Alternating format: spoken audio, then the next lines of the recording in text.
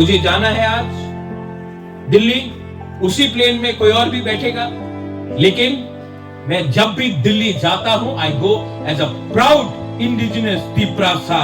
मैं तिपरासा का बात दिल्ली में पहुंचाता हूं। रेंगपा और दूसरे नेता में क्या है?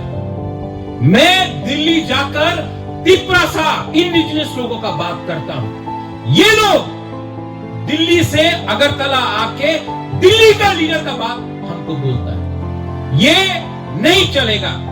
हमारा बात हमको दिल्ली में पहुंचाना है।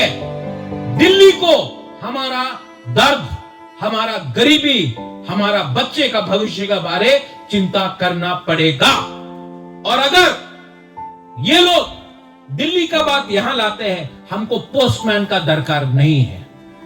हमको पोस्टमैन का दरकार नहीं है। हमको अपना बात वहां में पहुंचाना है, वहां का बात यहां में नहीं सुनना है। अगर आप हम लोग के बारे चिंता नहीं करते तो हम भी आपके बारे चिंता नहीं करते। Am I right? Yes. So please love each other. Love Rengpa, but love each other. Be proud to be a Rangkhol. Be proud to be a Tiprasa. Be proud to be a Tripuri. Because you are special people. You are special people. The Pathian loves you. We love you.